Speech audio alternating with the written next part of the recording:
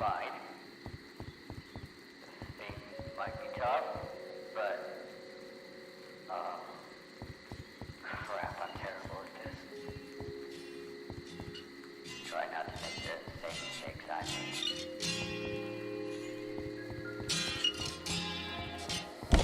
Okay.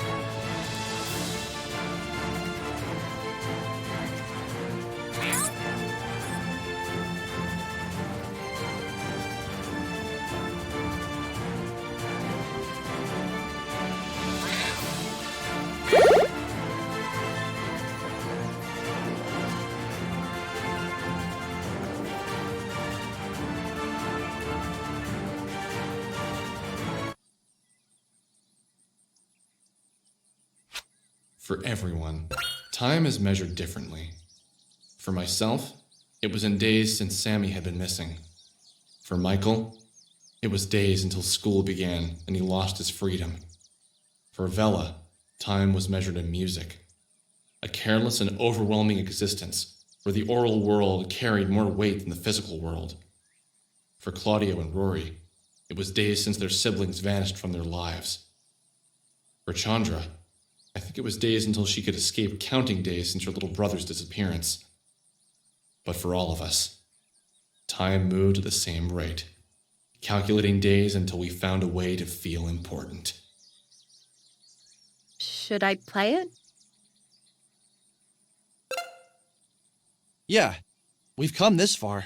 It'd be stupid not to do it. I'm ready, guys. I feel like something exciting is about to happen. Hopefully this isn't a mistake. Worst comes to worst, we made the world a little better with some beautiful music. Just do it already.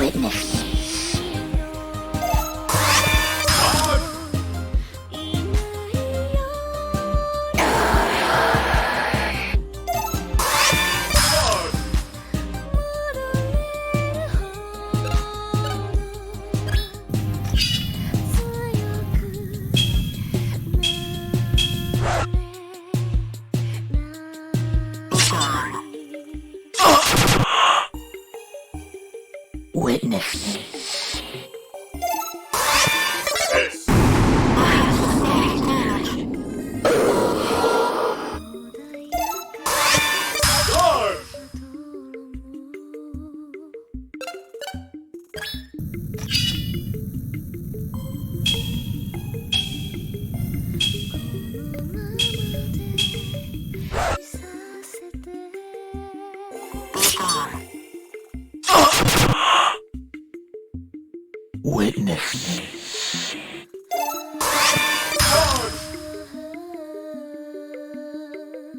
Witness me.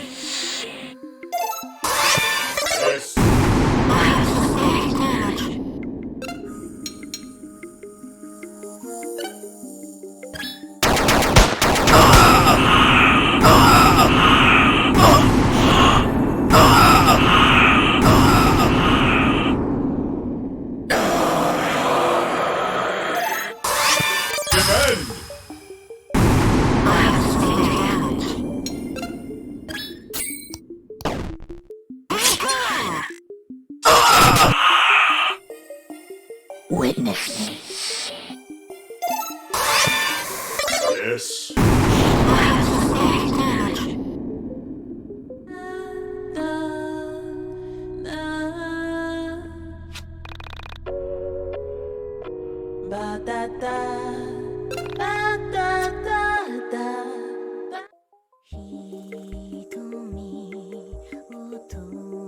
Witness me.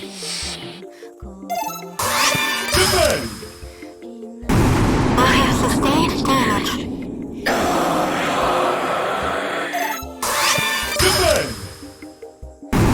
Now sustained.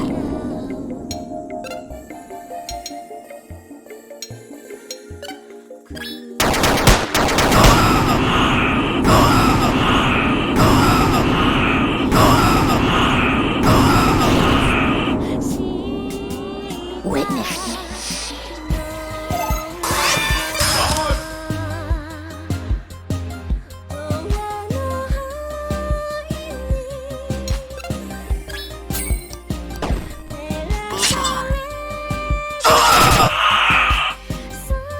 Witness me.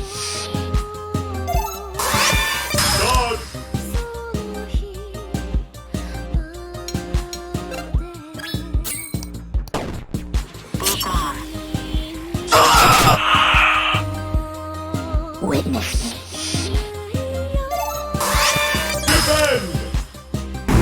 I have sustained damage.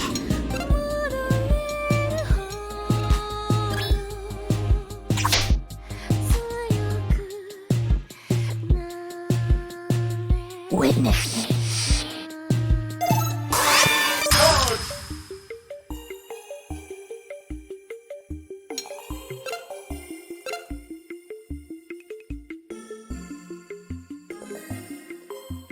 Switching to alternate power sources.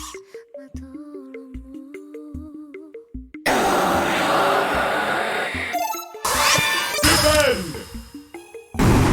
have sustained damage. Switching to alternate power sources.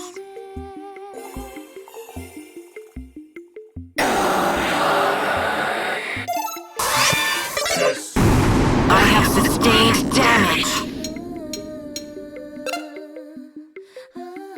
Switching to alternate power sources.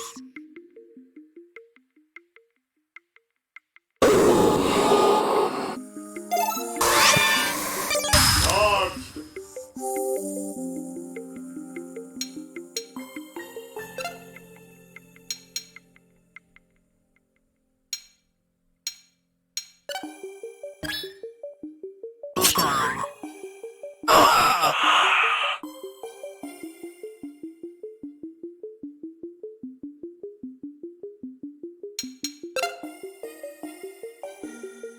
Switching to alternate power sources.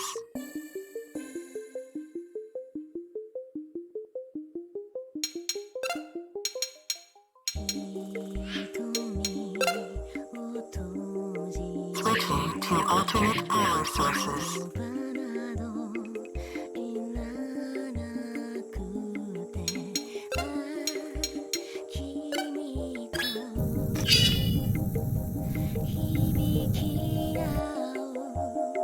Gone.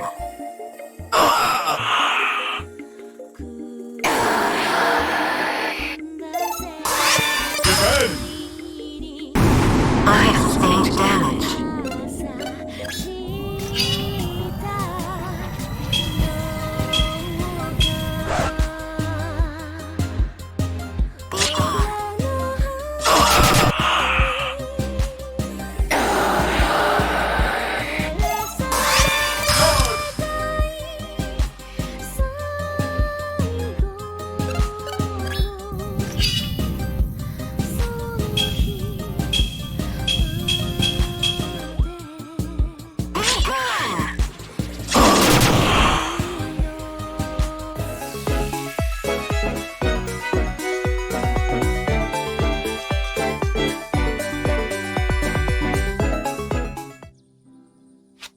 You guys okay? What just happened? Holy shit! Did you guys see that? See what exactly? You guys put on the record and went into an epileptic fit. It would have been funny in any other context. I did see it. It was amazing. It was the woman made of plastic that I've been dreaming about. Woman made of plastic? What does that mean, Alex? She's like an android or something, but she's like plastic. That's happened to you before? Yeah, like once or twice. It's been a recurring dream or something. But the entities that were behind the camera, she destroyed them so easily, and that wasn't Banish she was using. Do you think she's still in danger? She was stuck in the van. If she could destroy the entities so easily, I don't think there's much danger she could be in. But we need to find her. That's why the entity who was living with me had us play the record, right? To wake her up. I agree. You're right, but what's actually going on here? What is she? You okay? Yeah, I am. But forget it, never mind. I can't really explain it yet. It's just a feeling. Give me some time, and maybe I'll be able to put it into words. So what's the plan here? Do we just go and try and find the van this mysterious android is in? If only we could have seen the outside of the van, then we'd at least know what we're supposed to be looking for.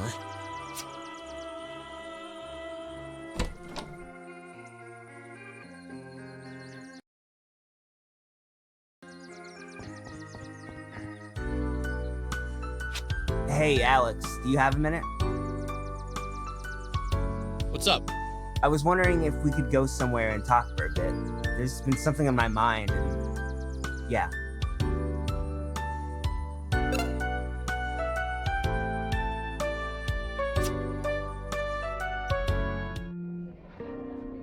So, what's wrong? Well, I don't know. I've just had a lot on my mind lately, and Take your time, man. well, I've just been really depressed lately, thinking about my sister, my parents, just how much life is going to change from now on. My sister was a lot younger than me, but she really was my best friend, and now she's gone. I feel aimless. We had plans, things we wanted to do in the future, places we wanted to go, movies that we wanted to see, new games to play together, and now none of that will happen. Sometimes I wish, you know what I mean, right? Bad things happen, but life has to move on, right? You don't have your sister anymore, but you have all of us. Michael, me, Vela, Chandra, Claudio. We can't replace your sister, but we're happy that you're still here. If you had become a soul survivor, then we never would have met you, and that's really depressing.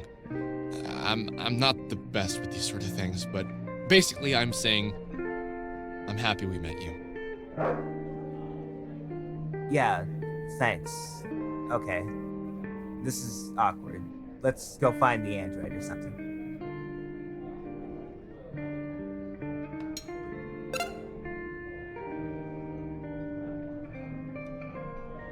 Hey! No! Yeah, don't do that again. Sorry, I shouldn't have done that. Yeah, you shouldn't have.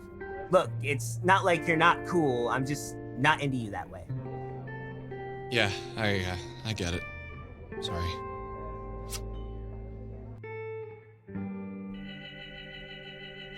I don't think I've ever loved a woman before. Not romantically, at least. I love my mother, and I love my sister, my cousins, my female friends. I love them, but not in the way that's filled with a romantic sense of love. I've had 7 girlfriends throughout college and high school. None of them lasted long, and I never minded when things were over. Something funny happened that night when I went to bed. I had a dream again.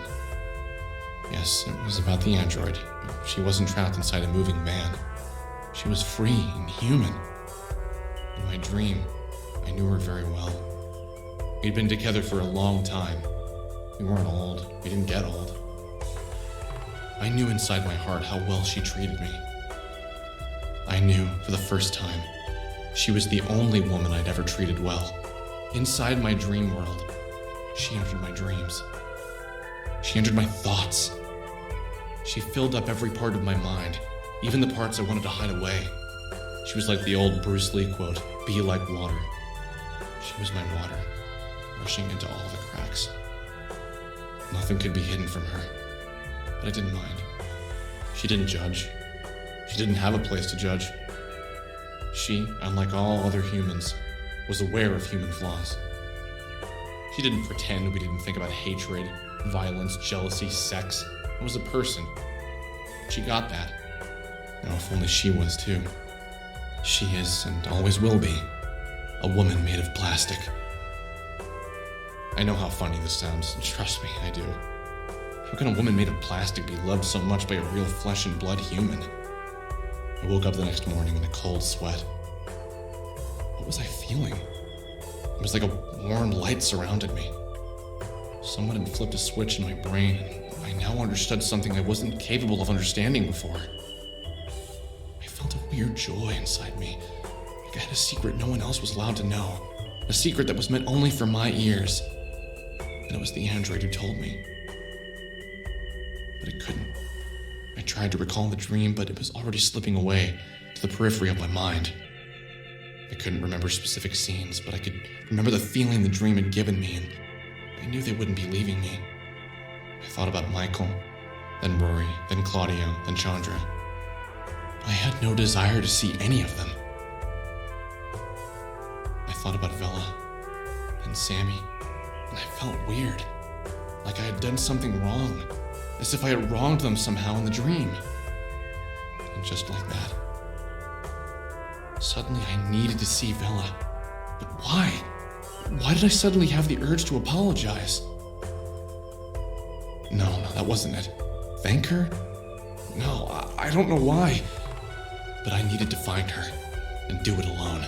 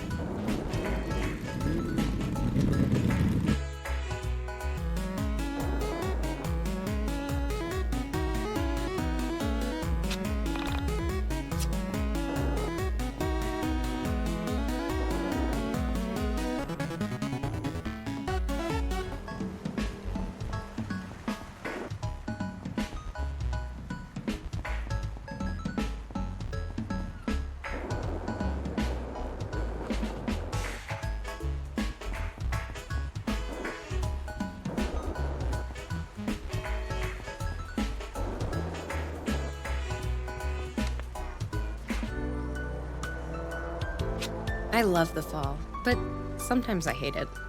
Does that make sense? Of course it doesn't. Probably because I get so sad to see it go. I like Thanksgiving, that's always fun. But like, Christmas? That's always depressing. The celebration always makes me feel uncomfortable. Like, are you really happy, or are you just pretending because it's Christmas? I never thought of it that way. I love the fall too. It always meant seeing my friends again, but I guess starting school again sucks. You know, I haven't thought about school since like last winter or spring, whenever it was. I don't miss tests or any of that shit, but I miss learning. I was good at school. I'm not a genius, but I'm great at writing, philosophy, psych. I don't think I'm great at anything that helps real life, though. Maybe dreaming. I have a lot of dreams. Things I want to happen. Now, if only they'd be grounded in reality. What's that thing they say about dreams and poets? We're sad sacks. Something like that. Can I ask you a serious question? Go for it, Ginger Boy. What was your world like? The one you came from? You know, I don't think anyone has asked me that since I've been here. Wow. I try not to think about my old reality, but it really wasn't all that bad. Things are mostly the same. We had more cows, though. Lots of cows. And the music? Different. Your metal is our pop. Isn't that weird? My mother would love your thrash metal. We also didn't say the 90s. We called it the end times. Isn't that funny? We all joked that 2000 would be the end of the world. That and, well, this is gonna sound weird, but we don't look at death the same way. In this reality, death is like giving up or making a mistake. How can you fault someone for dying?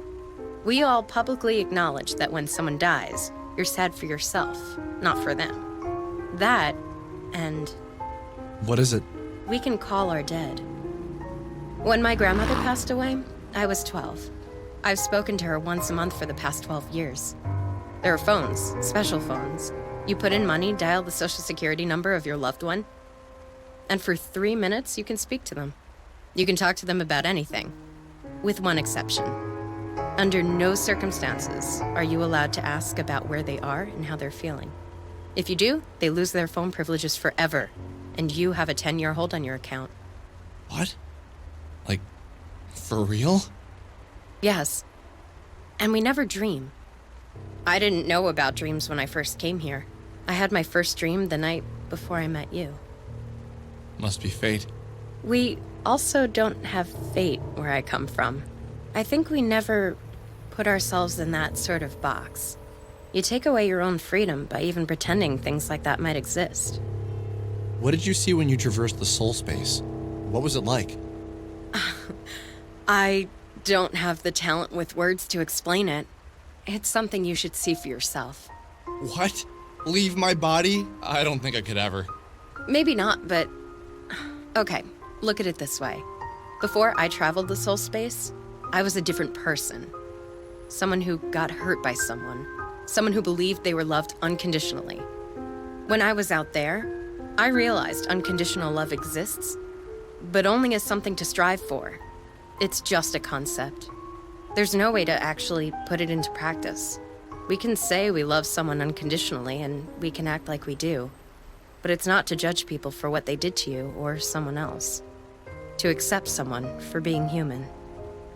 Accept someone for being human? I know what you mean, but isn't that funny? Coming from a human? We're all human. We all have flaws, we all hurt each other, but is that the thing to be fixated on? And I do believe unconditional love exists. Oh? Have you felt it before then? So what if I have? From who? What's her name? I don't know. It's just, I had this dream. And in this dream, I was loved unconditionally. Whoever loved me loved my flaws and loved my mistakes as much as they loved the things worth making me loved. Is that so hard to believe? Sounds like a dream. So, who was she? Spit it out. Was it Sammy Park?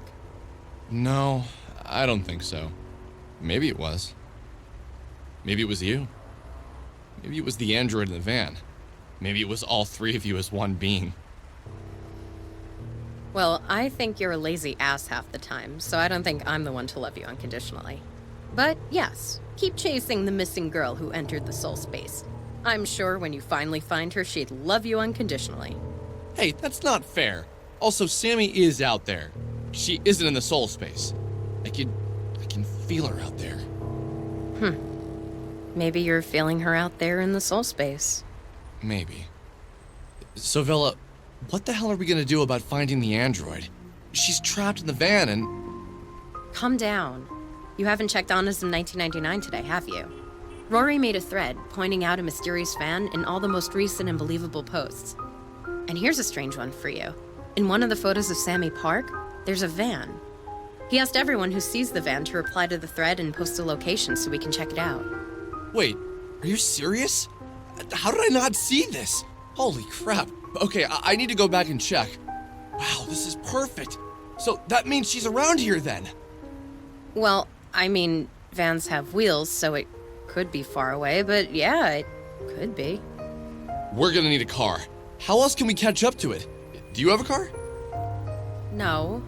You're forgetting I've lived in this reality for a year. How do you expect me to even have a license?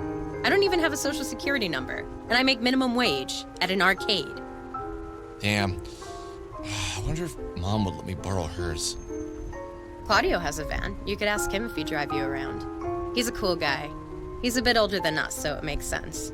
I think he's in his late 20s. You should spend some time with him and Chandra, really get to know them first. Not usually a good idea to ask for rides unless you really know someone. At least where I come from. Yeah, good idea. You know, this is gonna sound a bit weird. Lately, I felt like I don't even know my own reality. The more I think about it, nothing is as I remembered. When I was a kid, things felt different. Pre-college Alex's life was so much more simple. I never noticed all these things, all these strange things. That's how I felt right before I left my reality.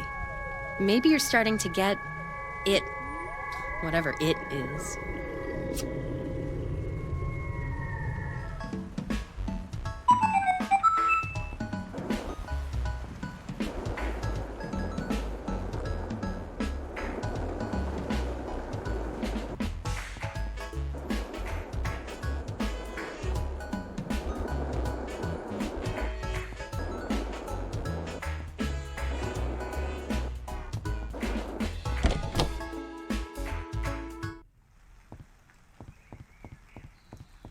Hey, so...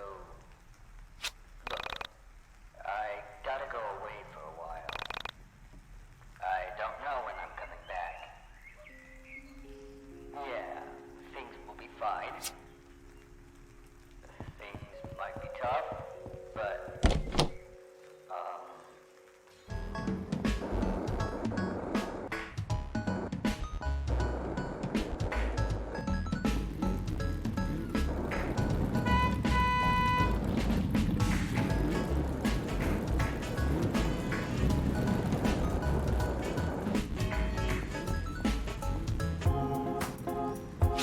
Hey, Claudio. What's going on, man?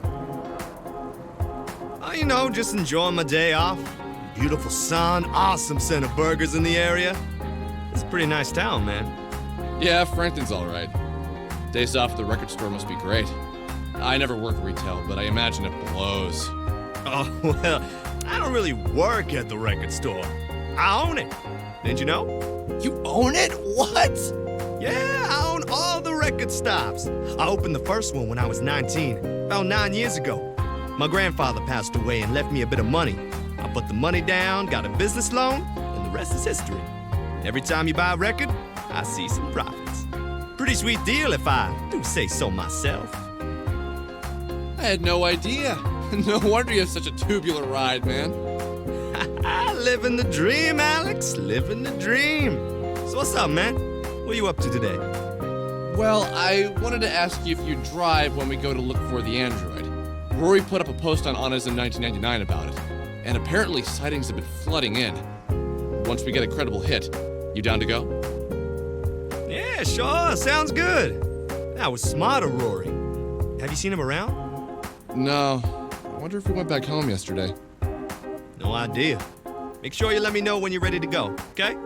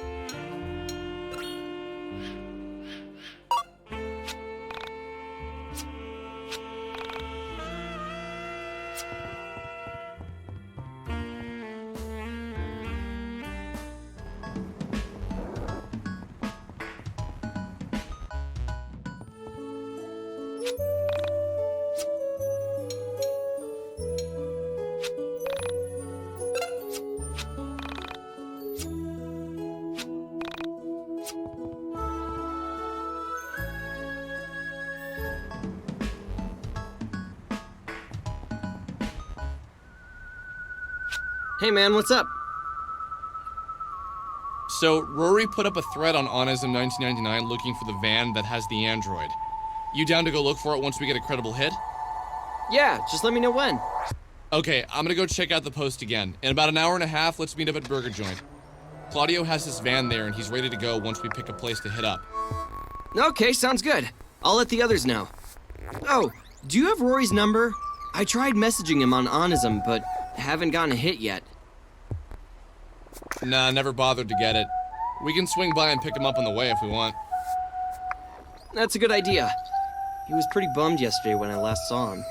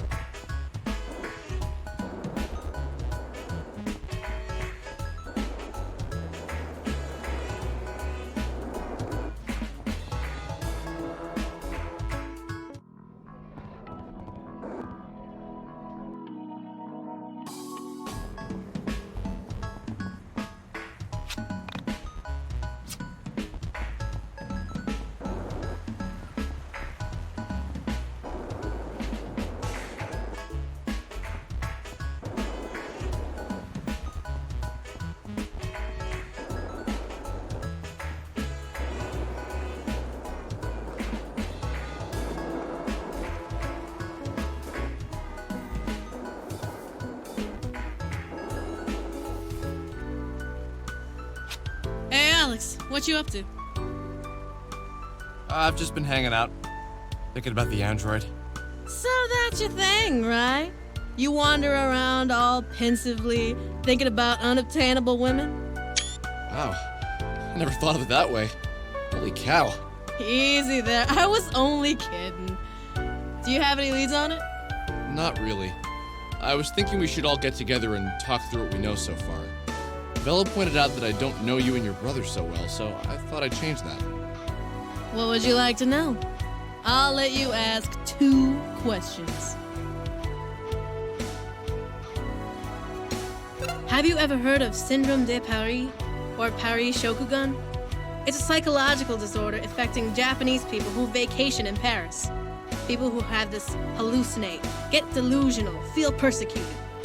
It's like extreme culture shock. That's what I felt. Except I wasn't Japanese and I wasn't in Paris. I was an American in a tiny Japanese town.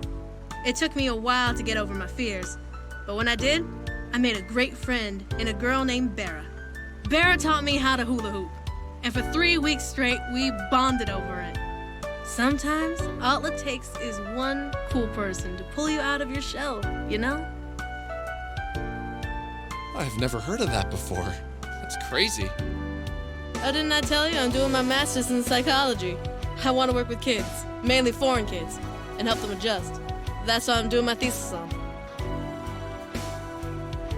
You want to know about my outfit? Okay. You're strange, Alex Eagleston. But I'll bite. Last Christmas, me, Claudio, and my parents went to Japan for Claudio's birthday. We stayed in Nakashibetsu with my dad's coworker. His parents left him their house when they passed away. We stayed there from mid-December to mid-January. I remember feeling scared arriving in Japan. I knew the culture shock was going to be one thing, but I didn't really know what it meant to immerse myself in another culture. The first 2 weeks, I hung with my parents while Claudio wandered around, coming back each night with crazy stories about the girls he was meeting and the fun he was having. That's the amazing thing about my brother. Even in a small town like Nakashibetsu, he can find people to inspire. His happiness is infectious sometimes. Doesn't help he's such a nerd. I'm a bit of a shy person, you know? But eventually I realized that people are the same in every country. I made a friend.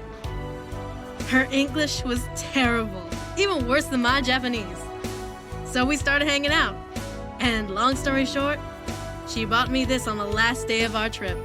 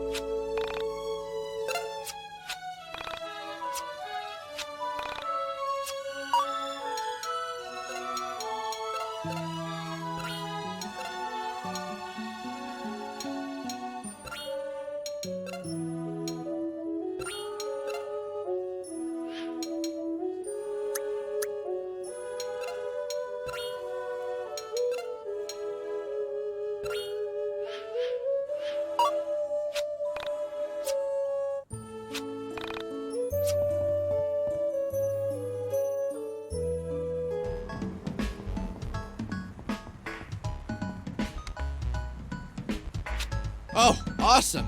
Everyone's here. So where to?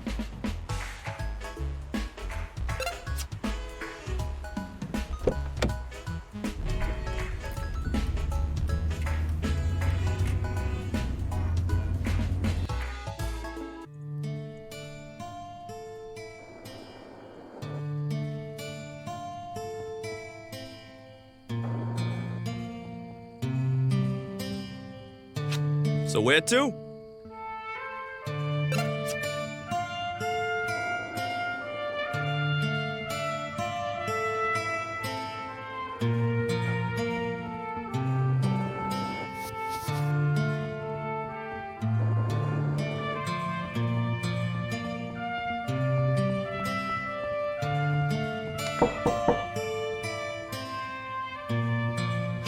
Who is it?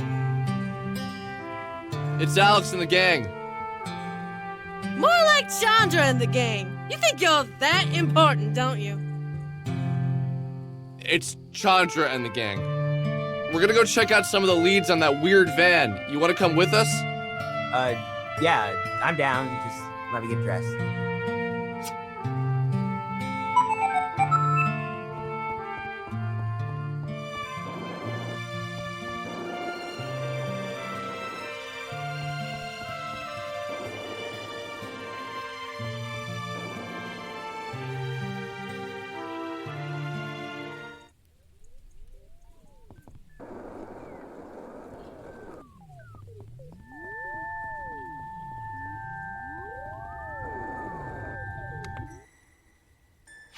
Do you guys see a van?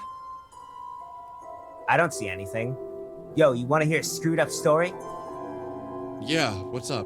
You see that water tower up there? About a week after Sammy Pack went missing, people in my town started complaining about the color and taste of the water. My house wasn't affected because we have a well. So the water company opens up the tower and they find the body of a girl. She has no clothes on and she's been in there for days. What's really screwed up is she was locked in there. You can't really lock yourself in a water tower when the water is 5 feet from the lock, even more so when the lock is on the outside. So police came in and they ruled it an accident. So some girl accidentally climbs on top of a water tower, picks the lock, jumps 5 feet into the water, then manages to lock herself in from the outside. Yeah, I buy it. Wait, are you serious? How the hell was this not on the news? It was. Headlines read, "Small Town Tear, Unclean Drinking Water." Somehow these lazy jerks at the news stations managed to turn what was most likely a horrific murder into a gross story that focused more on the quality of drinking water than about an actual person. How did she get up to the water tower? I don't see a ladder. Ah, that's what I was forgetting. A logical person would deduce that they removed the ladder so it wouldn't happen again. This is where it gets really creepy. There was never any ladder, and you'd need a really big ladder. So some crazy murderer with a big ladder could still be hanging around out here? Yeah, probably. I made a post about this on Onism 1999, but we were never able to figure it out. What's even more screwed up is they never identified the body. Poor girl.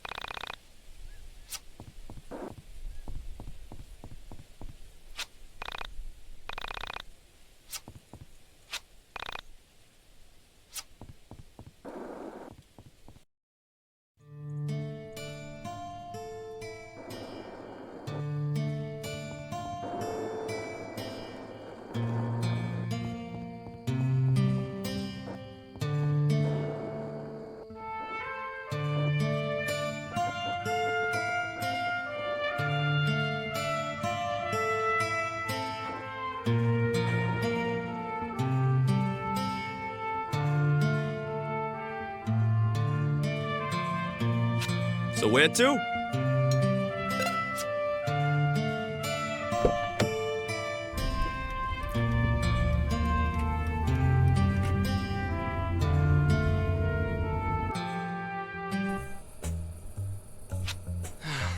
Well, damn.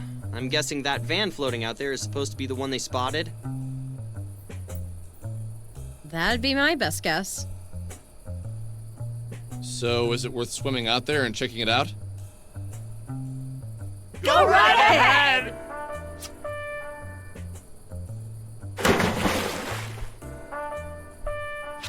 What? Oh, hey, you guys suck! How's the water?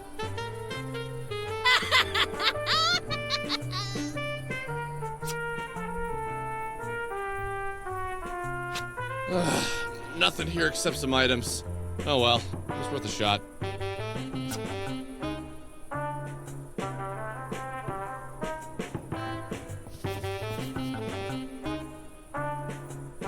So where to?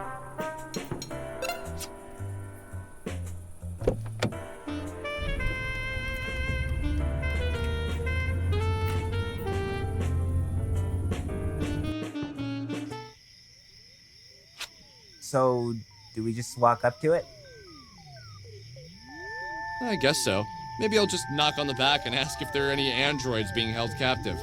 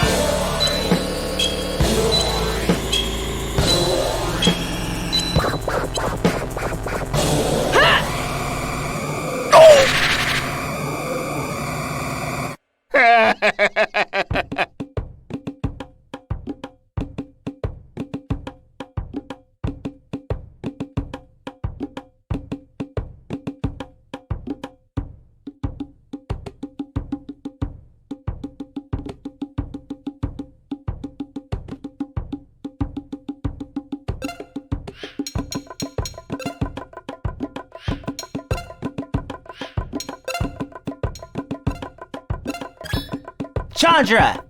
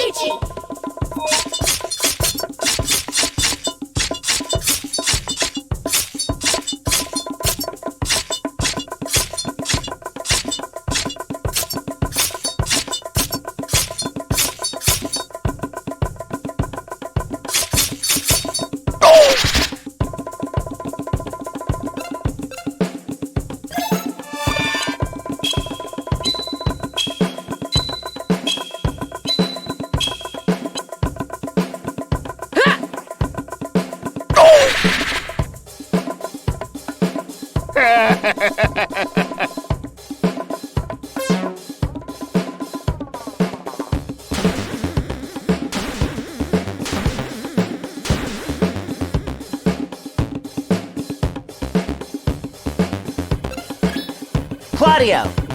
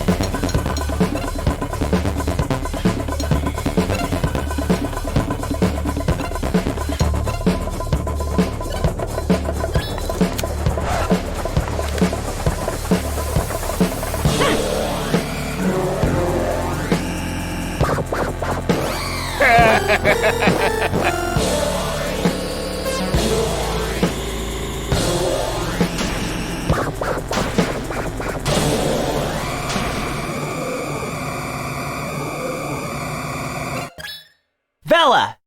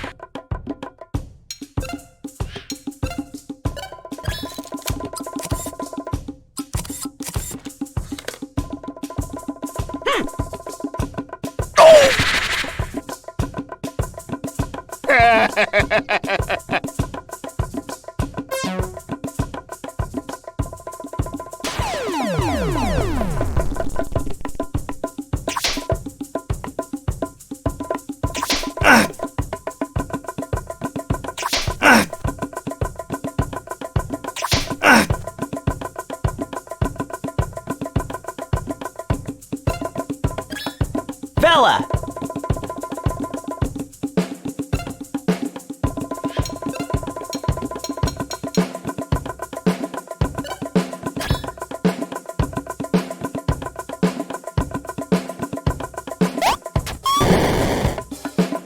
Let's drop the bass!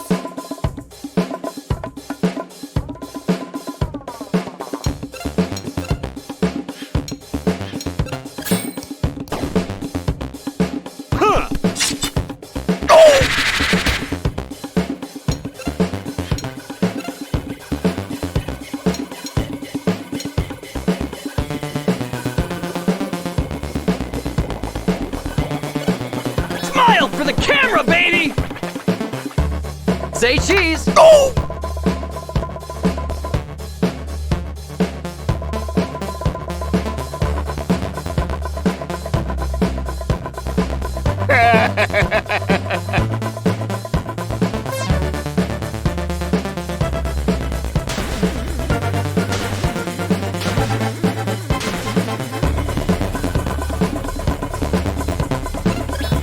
Vela!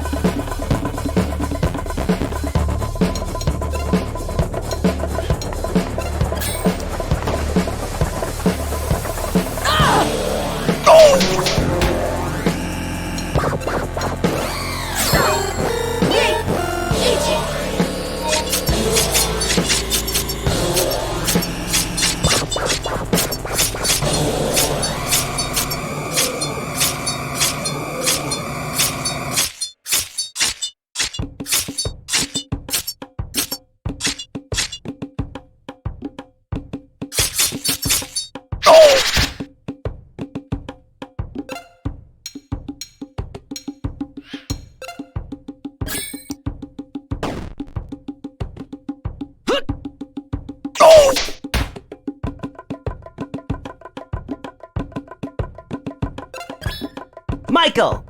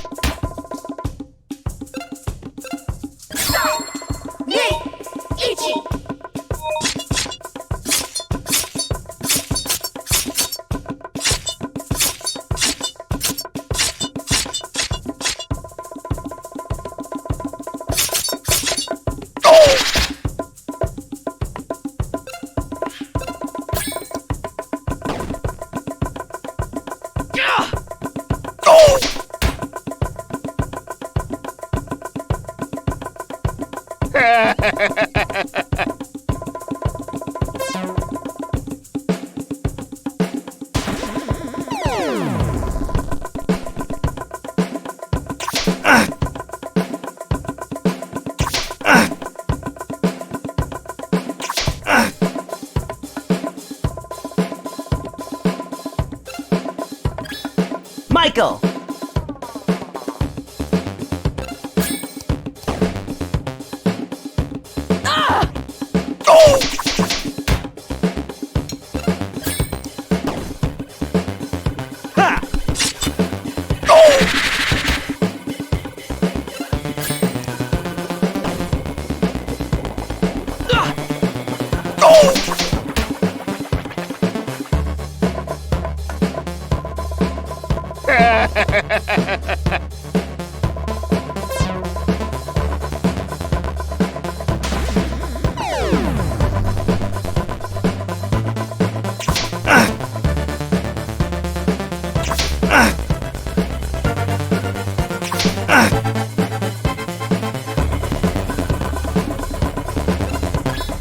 Michael!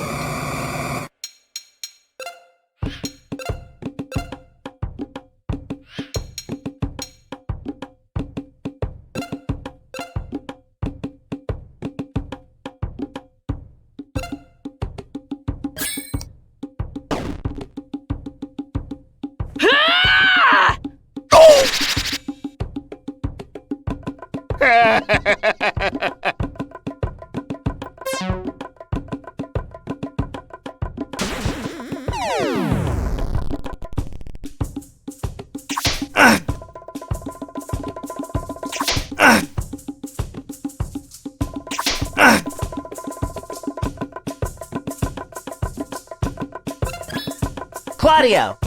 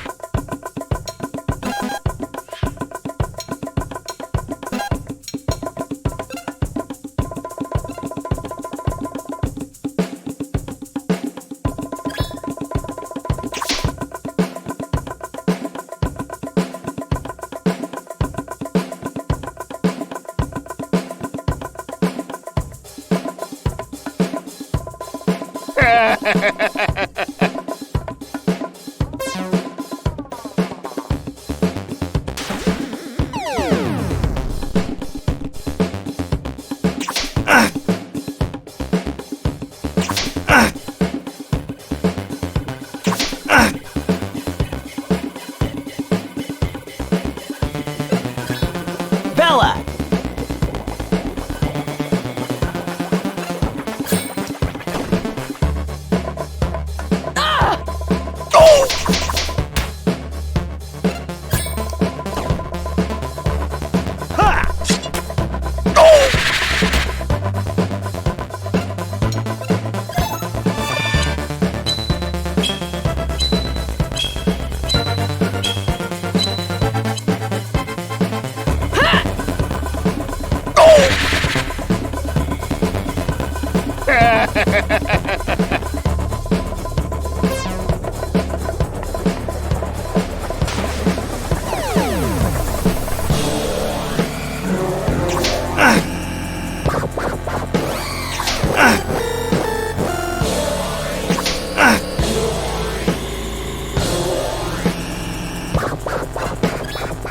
Chandra!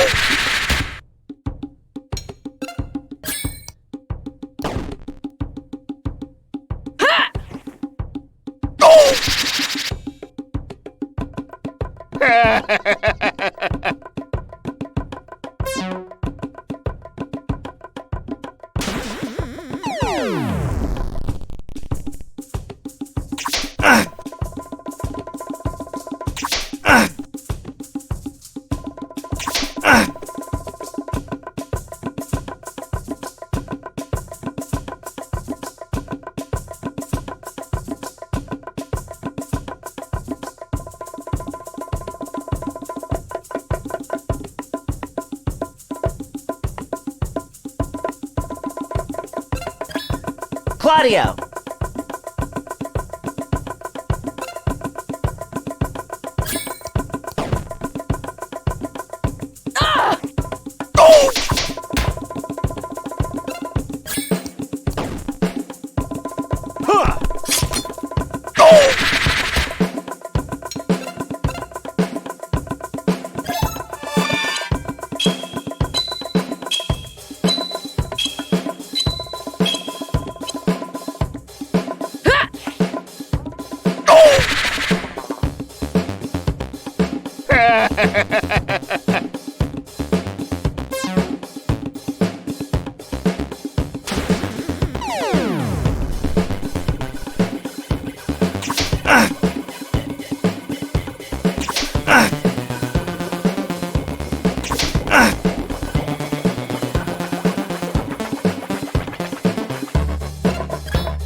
Bella!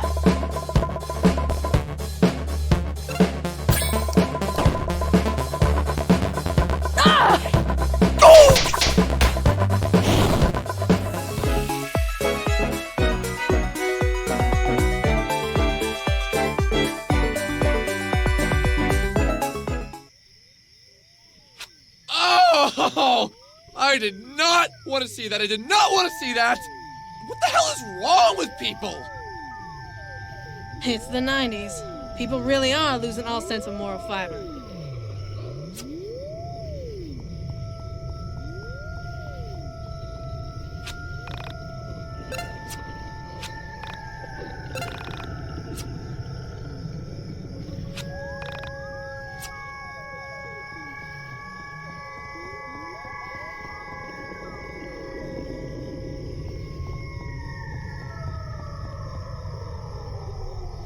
So where to?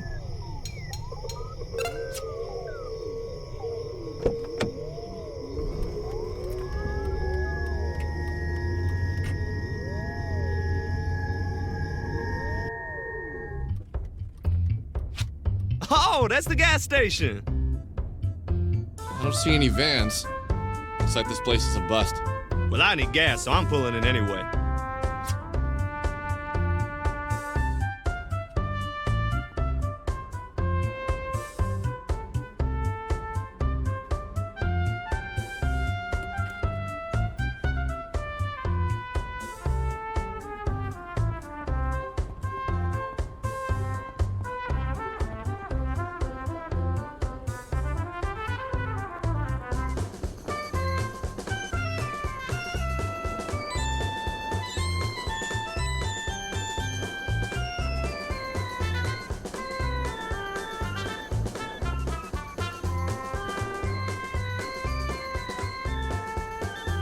So where to?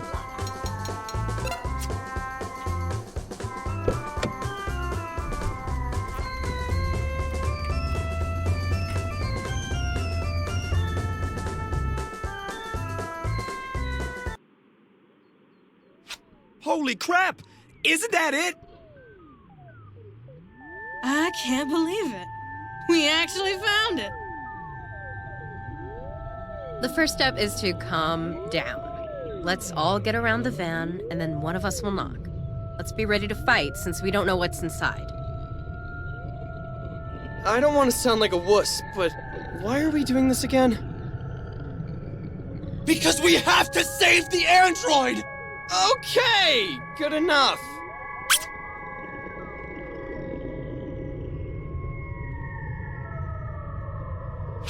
What are those kids doing with this mysterious van? Doesn't anyone else find this a little odd? So, the soul survivors are working with the mall rats. Don't be stupid. Something isn't right here. Okay, so those kids have the keys to the van. The only course of action is to track them down and ask them nicely for them. And when they say no, we kick their 12-year-old goth butts!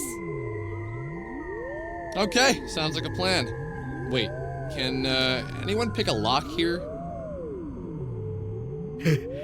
Yo, wouldn't it be hilarious if I could?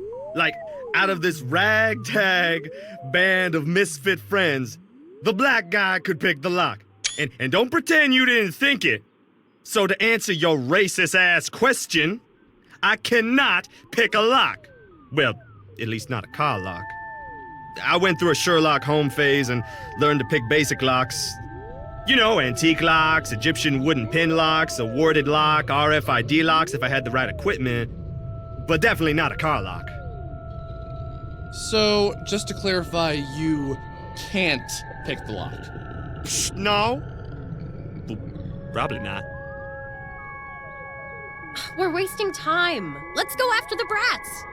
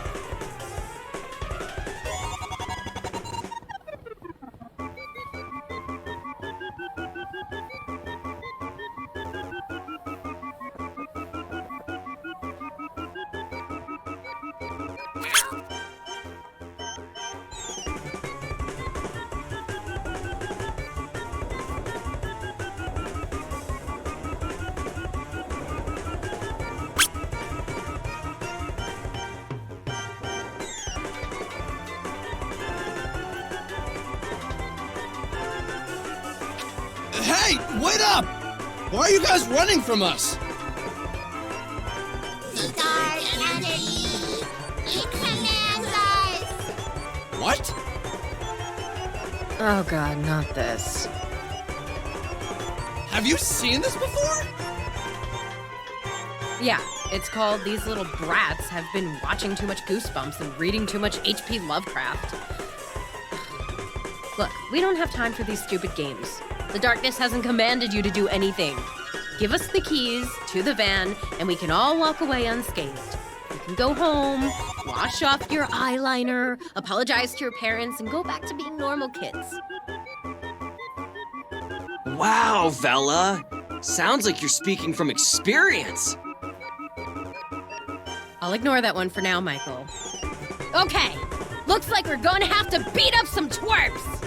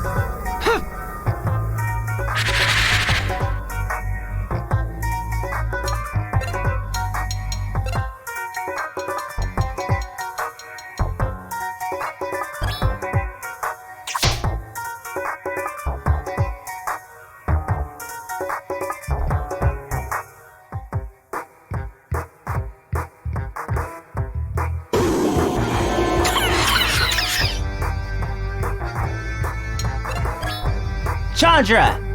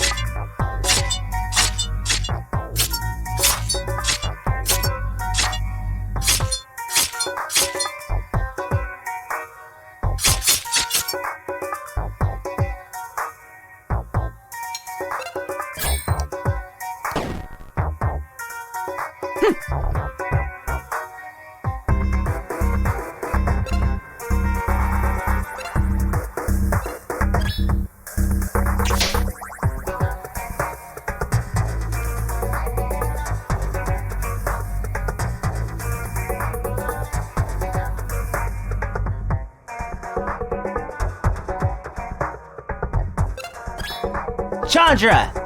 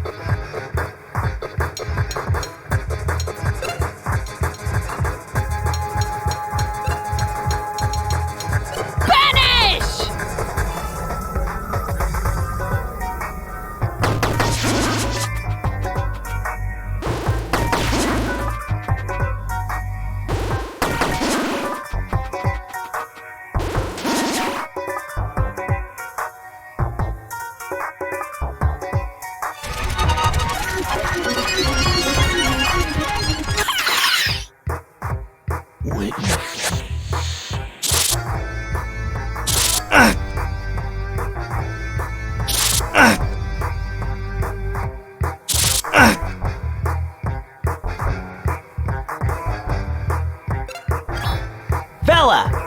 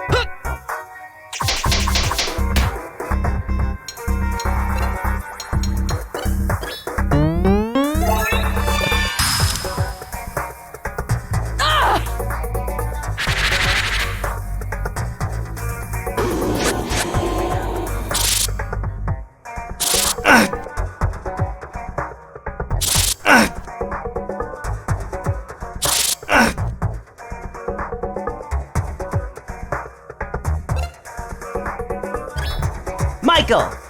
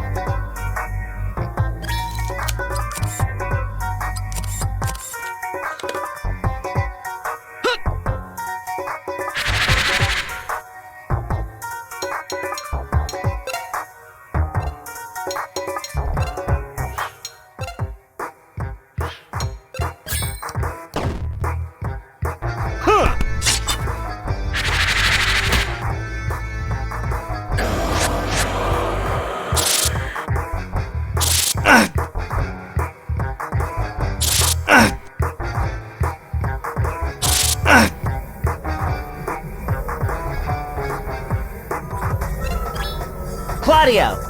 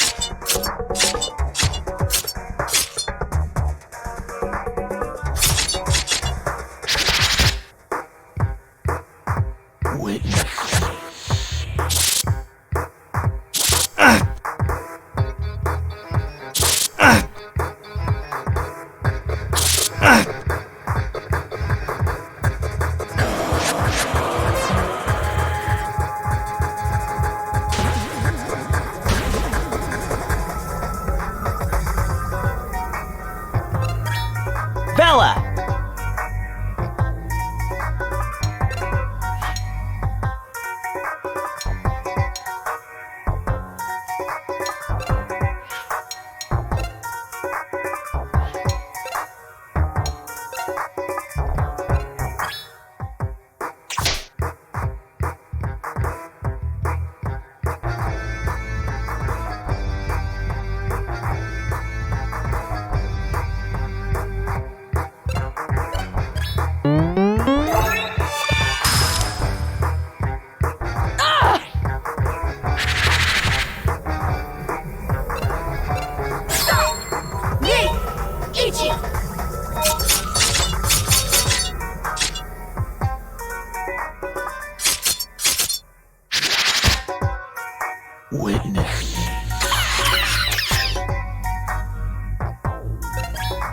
Claudio!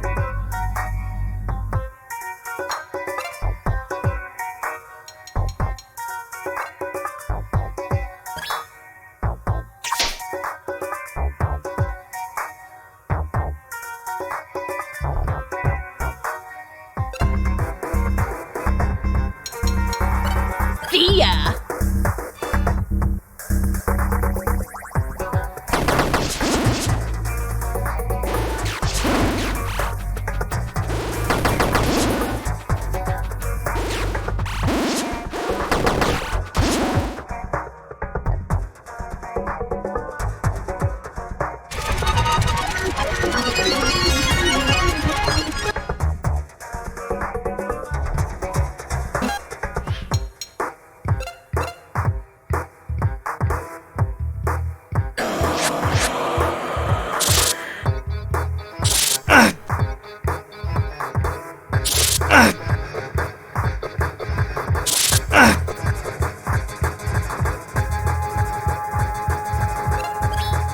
Chandra!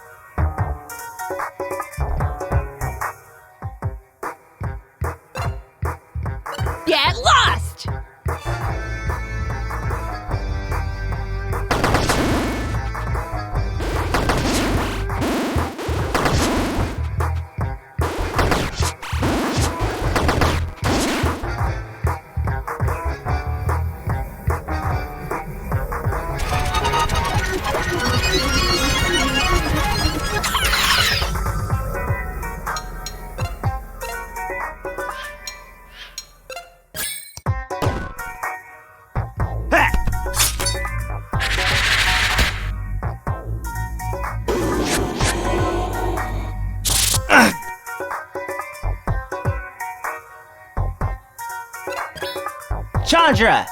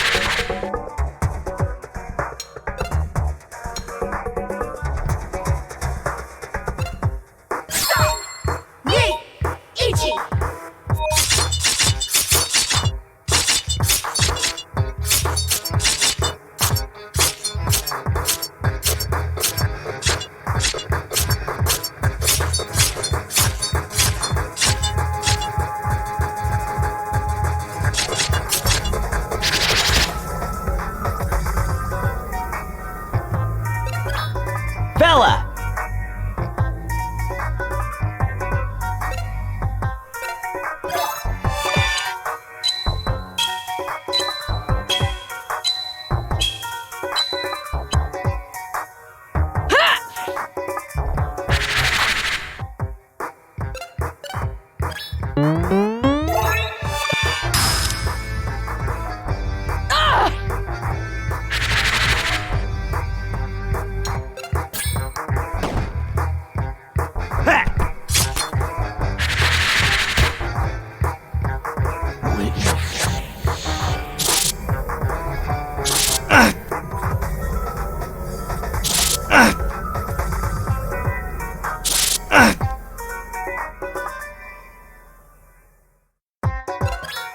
Chandra!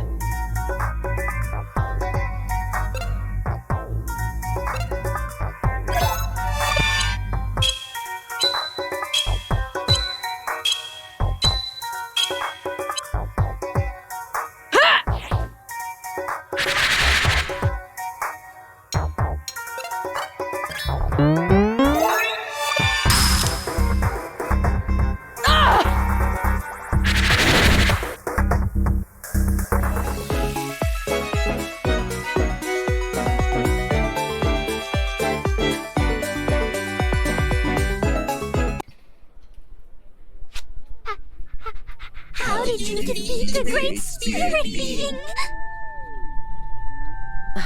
Okay, guys, please just relax.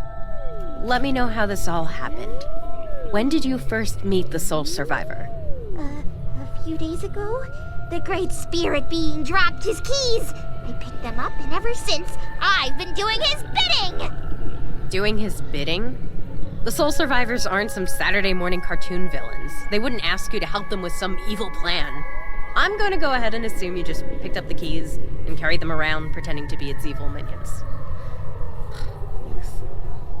Okay, you can go.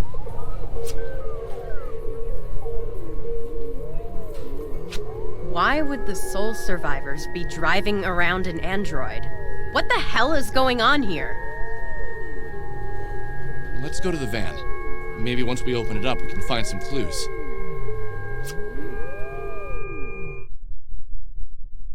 Walking back to the van, I started to question my actions. Why was I so convinced finding this android was such a good thing? Why was I putting myself in danger like this? A lot of times I felt like I was an airplane circling the landing strip waiting for clearance, waiting for a purpose. Maybe I was Alex, android hunter. No, that didn't make sense. Alex, soul survivor hunter? Still not right.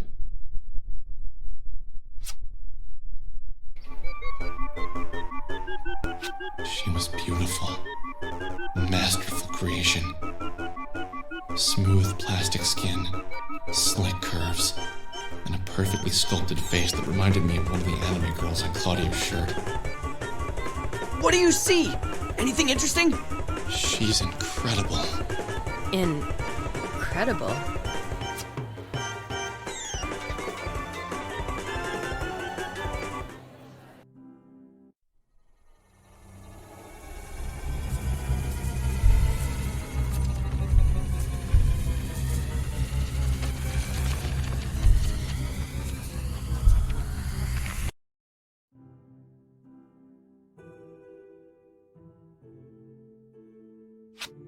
Hello, Alex. My favorite soul. I must thank you for coming to retrieve me. What's happening? I imagine you are wondering who I am, why I know your name, and where we are going. I think it is necessary that I first introduce myself. I am the Essentia 2000. I am an android, made from 2-part epoxy resin and melamine. My consciousness is natural, but my physical form is man-made. I exist in all realities simultaneously, and can account for all parallel versions of my soul. Now, for the question that is burning away at you the most. How do I know your name? You and I have met time and time again. We are soulmates, in the true sense of the word.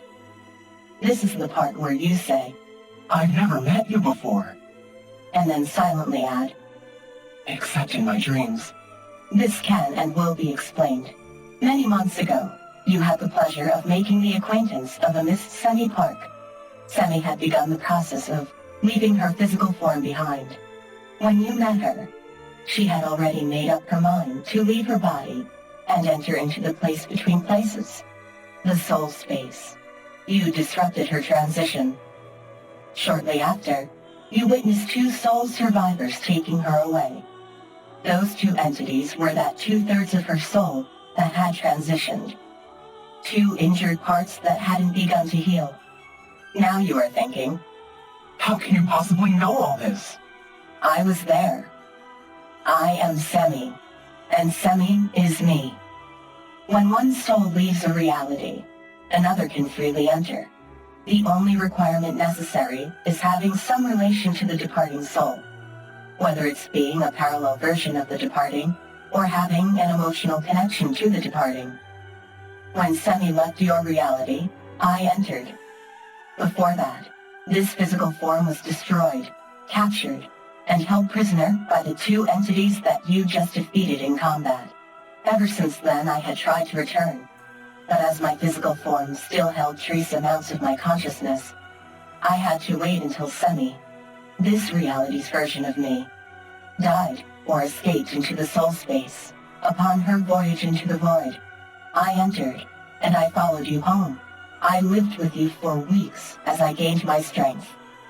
Finally, I was able to appear to you and guide you to the radio tower. I needed you to find my physical form so that I could speak with you. But what did Bella's record have to do with my physical form? I'm glad to see you are keeping up with all of my robotic exposition. I am the Essentia 2000. I am Sami Park. I am Oda Kreutzer, Ayla Albert, Surya Yamama.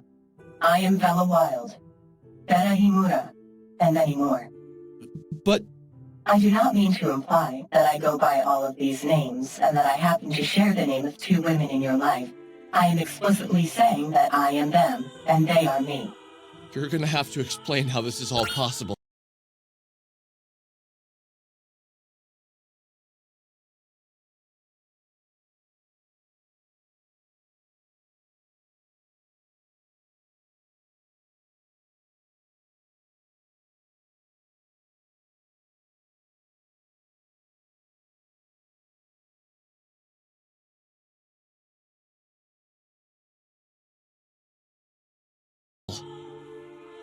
First, I will begin with the dreams you had of me.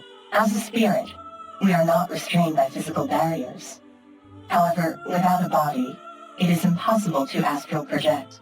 When you slept, I was able to enter inside of your vessel and use it to launch my spiritual form out into the world to seek my physical body. I am sorry that I violated you in such a way, but it was the only way for me to find my body and make physical contact with you. By now, you are aware of the soul space, the location where each universe and reality coexist. Each universe has a set number of souls. Adjacent to your reality is another that contains someone with the same soul as yourself. In one reality, I am Surya Yanama, a Palestinian girl on the run from financial trouble. In another, I am Bella Wild, a talented musician whose only setback is the pressure I put on myself. In all realities, I am the Essentia 2000, a pan-dimensional android made of plastic, created so that I can better understand myself in all of my realities.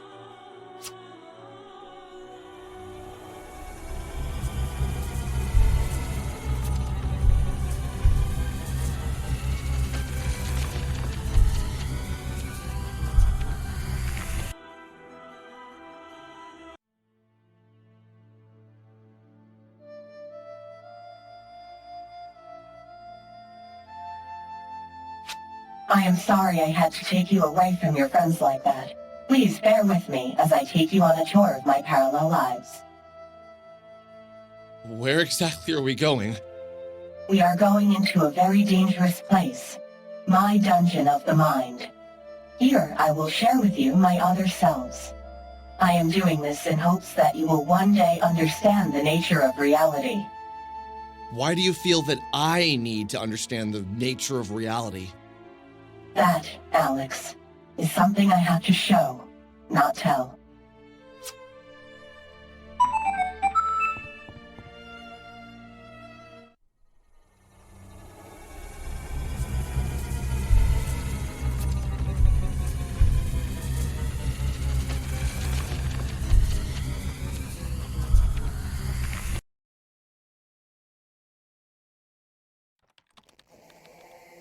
I came to exist 6 years ago, in the winter of 1993. In 1993, I only knew myself to be Nyla El-Amin. I was a physicist who became fascinated by the metaphysical results of my experiments. After receiving terrible news, I became increasingly depressed. In this period of struggle, I began to become aware of the space in between spaces, the soul space. I longed to leave my reality and explore the various facets of existence I had just discovered, but my body was weak, and I was going to die. I feared separation from my own body, so I created the Essentia 2000. Except it wasn't that me, Nyla El-Amin, who brought the plastic me into existence. I was weak, and my completion of the Essentia 2000 was many months off. But then, something incredible happened. I came to be, through the intellect of another me, of Vladimira Tsar. In that reality, I was a Russian woman with similar goals, sans the severe sorrow and physical fatigue. As the Essentia 2000, I explored the soul space and became aware of all the different versions of myself. The Essentia 2000, the Essentia 1999, and the yet-to-be-created Essentia 2890. So you mean to say that Vela and Sammy share the same soul, but they are not the same person? Essentially, yes. We have the capacity to be anything that we like to be. More often than not, we get to be the thing we least want to be. If you join me now, I'd like to take you on a journey. A journey so that you can better know Sammy, Vela, Nyla, and the other versions of myself. In doing so, I think you may learn something that you so desperately need to know.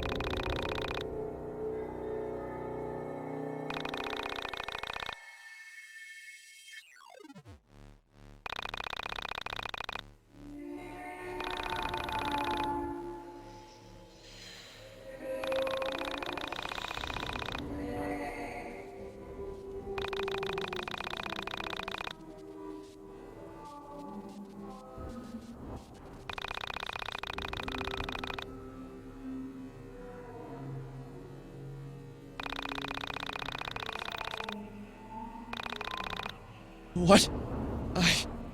What's wrong with her? It's time for us to move on. She isn't well.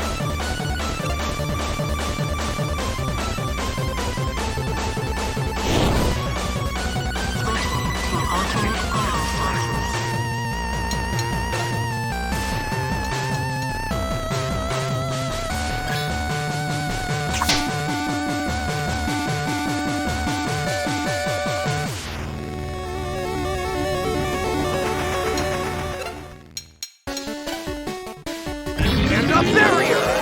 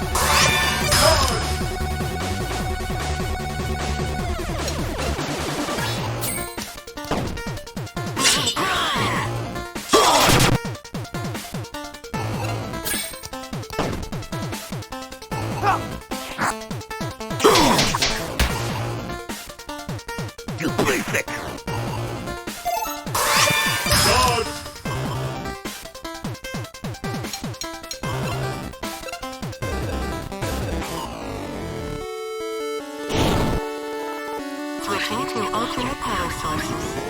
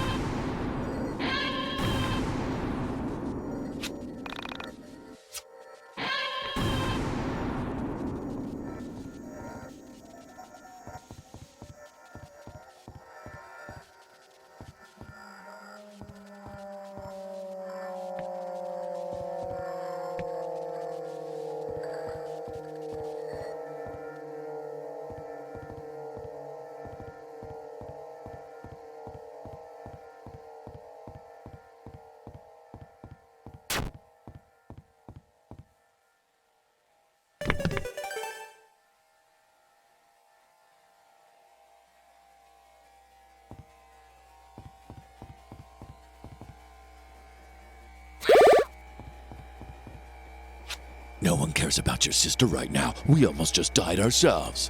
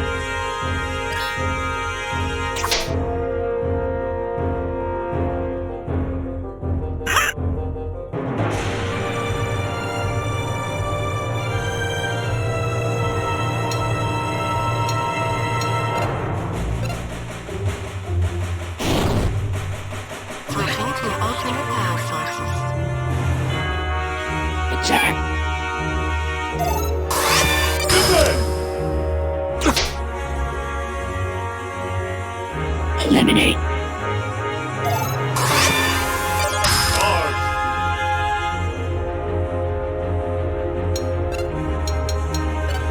At the barrier!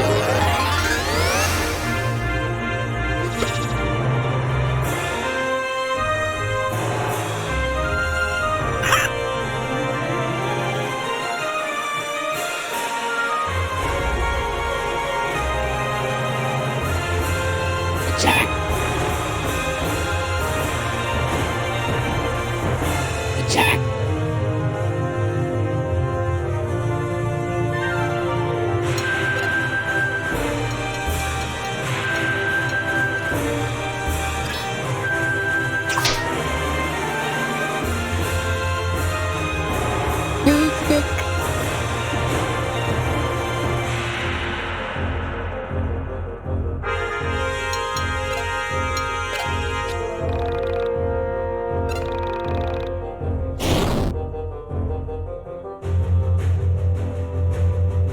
Eliminate.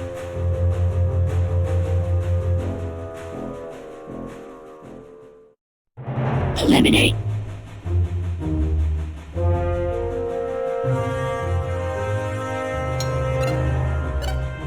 At the barrier!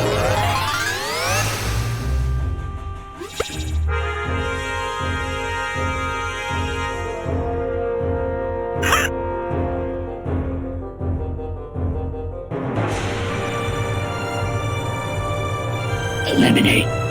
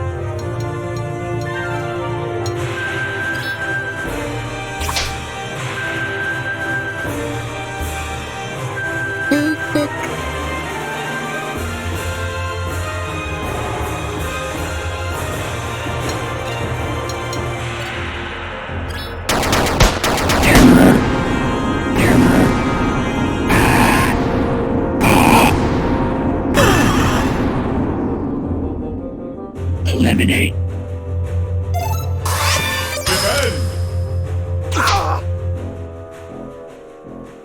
Eliminate. I have sustained damage.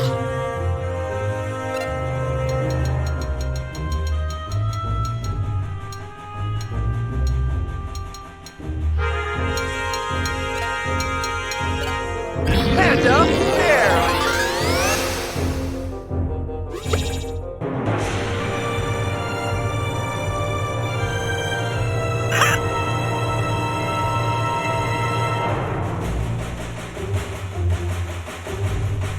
Eliminate.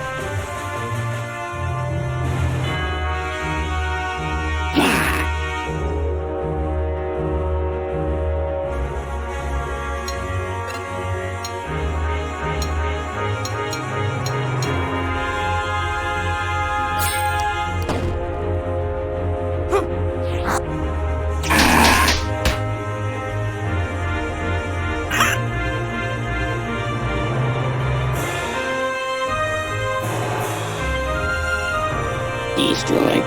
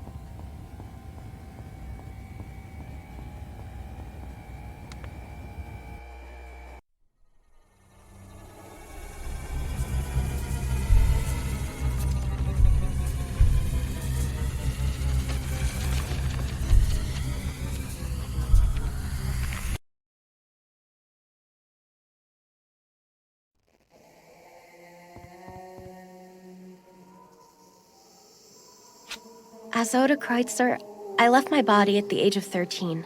The memories here are very painful.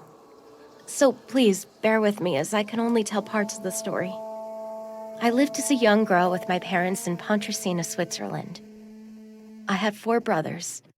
My brothers and I rarely spoke as I was much younger than them. My father was always away on business and my mother was a teacher at my local school. I spent most of my time alone, wandering the Pontresina Valley.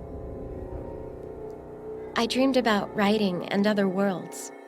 In that valley, I found another world. The world of my other selves. Getting lost in solitude is the quickest way to otherworldliness. Someone who is surrounded by others can achieve this, but only if they are selfless. If you so love another person that you could follow them from the world itself, you can truly see the wonders of all the universes. But most of us are incapable of removing ourselves from our world, our own love of material objects. In solitude and loneliness, longing for another world can certainly occur. What a lovely child. I realize now how much potential I had in that life, and how much of it was wasted by entering the soul space prematurely. Let us continue. This is only our first stop on our tour of my parallel lives.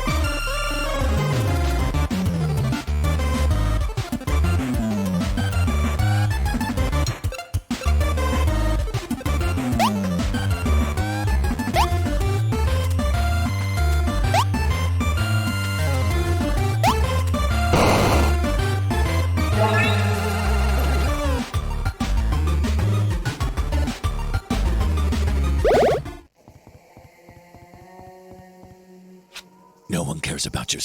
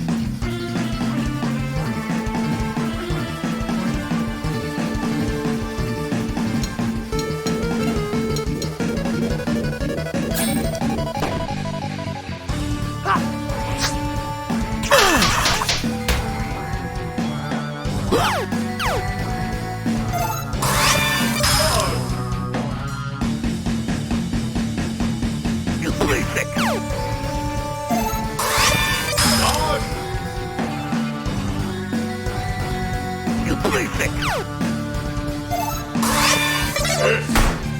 have sustained damage.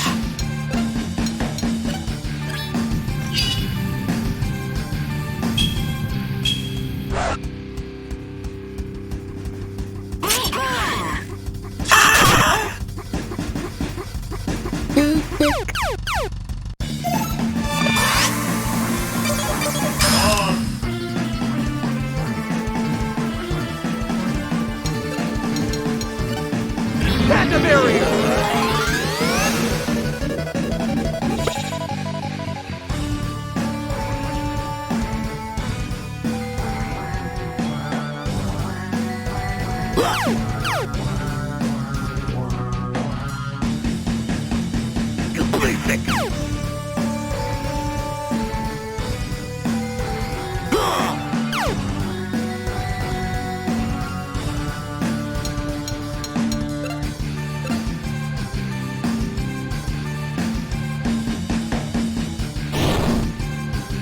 Switching to alternate power sources.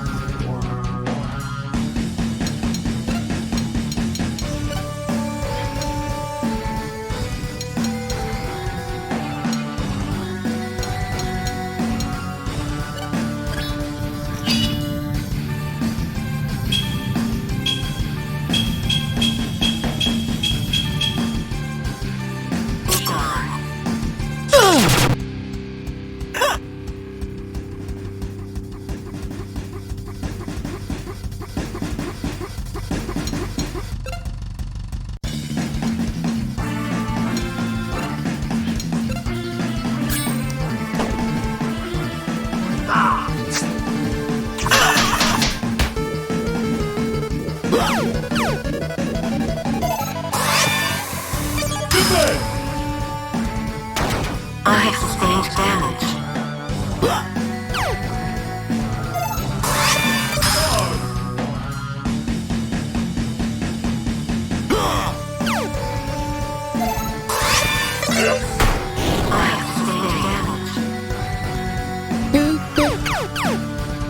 I have sustained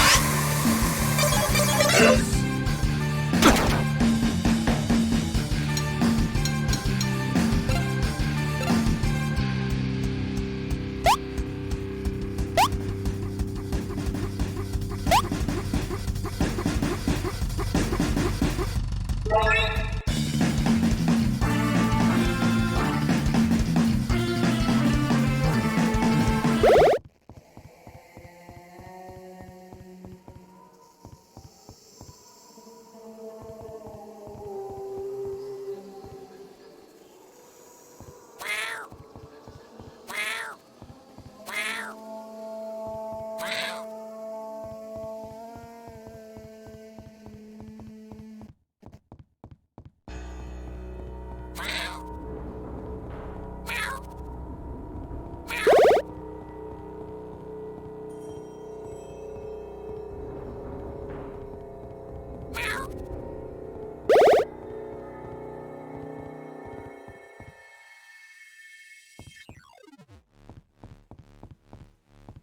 Meow.